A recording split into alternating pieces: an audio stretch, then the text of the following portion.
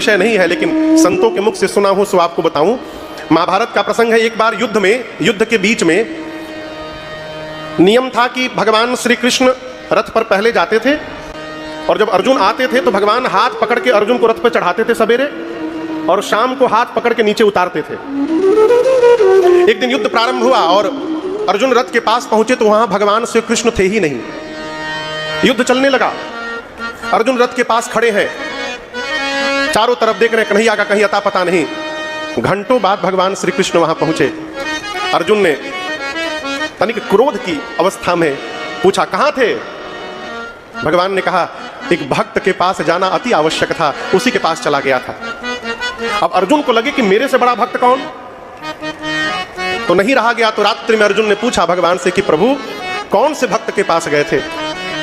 भगवान ने कहा कि एक कसाई मेरा भगत है, उसी के पास चला गया था। अब अर्जुन को लगा कि जो मांस बेच रहा है वो इनका भगत कैसे हो गया, कसाई? तो पूछा, प्रभु कसाई आपका भक्त है?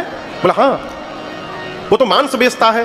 भगवान बोले, मांस बेचना उसका खानदानी पेशा है, वो नहीं चाहता है, लेकिन उसके घर वाले बरबस उसको मांस बेचने के लिए बिठा देते हैं।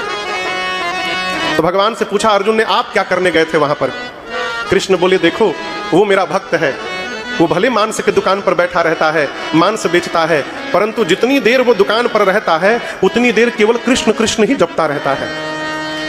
और वो मेरे नाम जप में इतना लीन हो जाता है कि यदि पहले ग्राहक ने उससे 5 केजी मांस 5 किलो मांग दिया, और वो यदि तराजू के पलड़े पर 5 किलो का बाट रख दिया, अब उसके बाद वो कृष्ण में ही खोया रहता है। अब उसके बाद कोई 2 किलो भी लेने आए तो बाट बदलता नहीं है, उसको 5 किलो ही देता रहता है। कोई 1 किलो भी लेने आए तो 5 किलो ही देता है, वो तो मेरे में खोया रहता है। अर्जुन पूछे, तो आप क्या करने गए थे? भगवान कृष्ण बोले, जब उसके व्यापार में नुकसान होने लगा तो एक दिन उसके घर वालों ने उसको बहुत मारा, तो अब मैं जाता हूं और जितनी देर वो मांस बेचता है उतनी देर के लिए उसकी बाट में मैं जाकर बैठ जाता हूं। कोई 1 किलो मांगने आता है तो मैं 1 किलो का बन जाता हूं, कोई 2 किलो मांगता है तो उसी बाट को मैं 2 किलो का बना देता हूं। अपने भक्त को मैं पीटते नहीं देख सकता।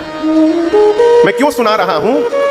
हम यदि प्रतिष्ठान में भी बैठकर शरीर से और मन से भगवान में लगे हुए हैं तो हम भगवान की शरण में हैं, और मंदिर में भी बैठकर यदि हमारा मन बाहर भटक रहा है तो हम मंदिर में नहीं बैठे हैं। कई लोग तीर्थ में भी जाते हैं और दिन भर व्यापार में लगे रहते हैं। गाड़ी लोड हुआ कि नहीं हुआ, अरे साड़ी मिल में से आया कि नहीं आया, अभी डिजाइन फाइनल किए कि नहीं किए, अरे यही करना है तो घरे में रहो, क्यों ठग रहे हो अपने आप को? हमारा मन कहाँ है?